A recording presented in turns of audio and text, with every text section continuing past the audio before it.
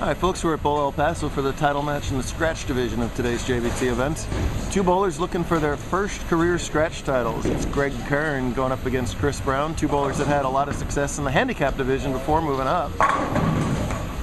That's the high power Gregg Kern getting a strike there. He doubled and then went 9 spare. Going up against Chris, who's got front 3, so he's got the early lead. Chris was a newcomer to us just last season and he won 2 handicap division titles. Made a very successful transition over to scratch. No thumb in the ball.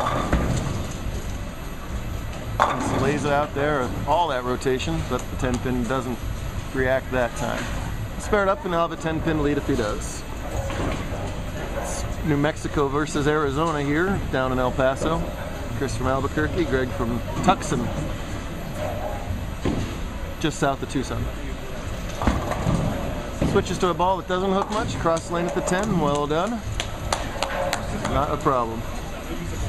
Chris used a big game 5 to get into the cut. 245 got him up to plus 36. Then after that we did Survivor all day long with the low bowler out, pair by pair.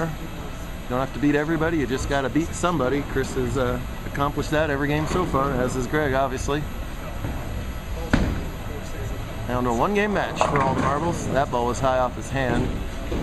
Stays high, leaves the 3-6. Bowler on another house condition today, so you're going to have the ball push in the middle of the lane if you miss left. That helps you score. And if you miss right, there's a lot of friction to bring the ball back. That helps you score. The scores followed that pattern today with Nick Lee leading the scoring parade with the only 300 game of the whole weekend. A little tougher to avoid the chop. No problem at all, though, for Chris. Gregg was a 2-time winner in the handicap division. Also won the main event doubles handicap title, moved on to scratch. Didn't have the instant success that Chris did. On the floor. Just put it in the car, no. Do you have the seats down? No. Oh, I'm sure this is what all America wants to know right now, so let's... I want the thing on the floor. Yeah, do you want it laying straight or... I want it vertical. Vertical? Yes. Meaning flat. That's what vertical means in some other planet. Watch the bowling. They're bowling this title match right now. All right, thank you. Let's watch Gregg Kern bowl. High backswing. Wants the ball to push, and it does push. Jared's been here for 85 hours, for 2.5 days, and suddenly now he's got to eject as quickly as possible.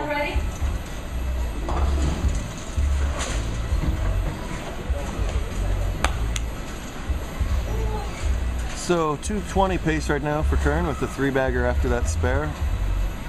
And now it's Brown who trails by 12 pins. Oh, and a ringing 10 that time. Last time in that lane he left a half 10. That's when the 6 doesn't have enough energy to take out the 10. That time the ringing 10 where the 6 flies right over the top of it. Haven't seen too many of those today, as the pocket carry has been pretty darn good for the majority of the scratch bowlers today. Oh, look out! Oh, you knew it when he threw it. That fell off to the right. That open increases Brown's deficit here. He now trails by 24 with 4 frames to go. Chris had that 245 ended up being his high game of the day.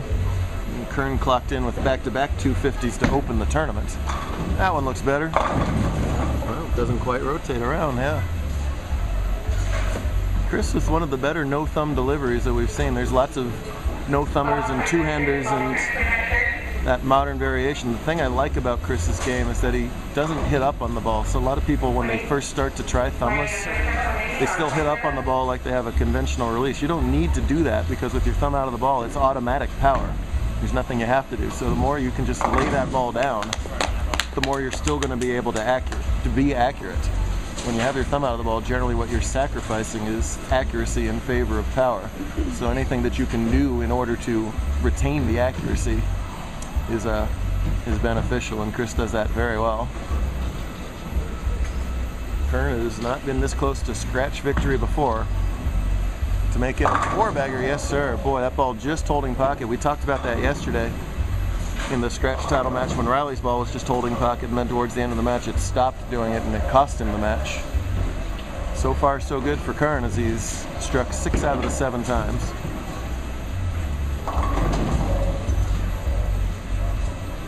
Nick has received his cheese fries and is now able to cheer once again for Gregg. This one's gonna almost lock it up if he can get it, but out early. See that ball hook early when it got to the friction too quickly. Lucky to only leave the 6 pin there. So that puts him in the 230 pace. The best that Brown can do right now is 235. So still definitely a match, but Chris is gonna have to put some X's on the board.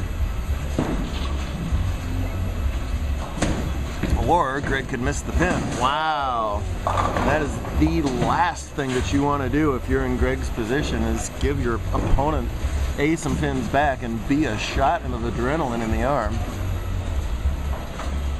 I don't know if this lady here has any adrenaline left. She has been on the edge of her seat for about 6 hours, just barely capable of hanging on. Survivor especially, I think, is harder on the parents than the bowlers. See what he can do off that open. Oh! Heard Scott there on camera probably calling rotate, rotate. That ball had to climb up. It looked like he was going to get it. All that power generally carries that kind of hit for him, but not there. First things first now for him, cover that spare. As you see, he moves cross lane like a conventional bowler, but he's going to use the plastic ball still two-handed. Oh boy, oh boy. He gives the spare right back to Gregg. Ouch. Even on these house lane conditions, it's often comes down to spares. Everybody's striking a lot on a pattern like this, but you gotta fill those in-between spares. Right now, those 2-9 misses are painful for Chris. Still 213 possible if he can go off the sheet here. There's some Chris Brown carry. So 213 max. If that's the case, that forces 1 out of 2 marks here for Gregg. If he can hold the count in his open, if he does have an open, that'll be enough. He's going at 226 pace, strike, spare, strike. Fill a couple frames, not your first title. Ah, beautiful shot there. And that strike was huge because now he doesn't have to worry about the first ball count. For him to get down to 213, he would have to go 8 total pins or less on the next 2 balls. So, total of 9 on the next 2 shots, Gregg wins the title. Anything less, Chris can still take it away from him. Remember, he went up very high last time on this lane. Here's a shot he's been waiting for years, and it's gonna... Wow, little left, but it stayed in the oil that time. He saws the rack apart. If he had gotten that ball farther right from there, that ball could have been disaster. Instead, he kept it in the whole way. All that power saws the rack out. And Tuxon is going to beat Berkey. In the 240s, you can get one more. Boy, is he happy that that shot happened then and not the shot before. Routine. Well, he made a 4.79 to end his last game. Let's see if he can punctuate this with the old 3.4610 on camera. Got to just shave that 3-pin off. Gonna be close. Yeah, look at that. All right. Show off. 232 is going to win the game for Gregg Kern. Nice run for Chris, though.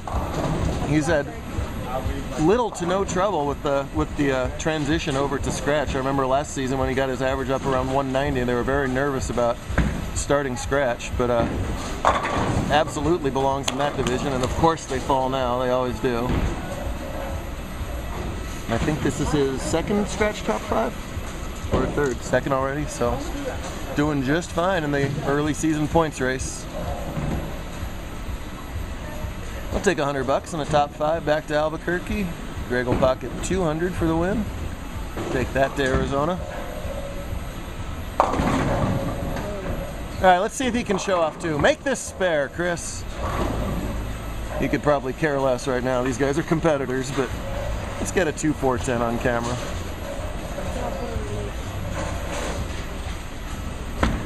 It's got a shot. Oh, all right. fine day from Chris overall, but a great job from Gregg.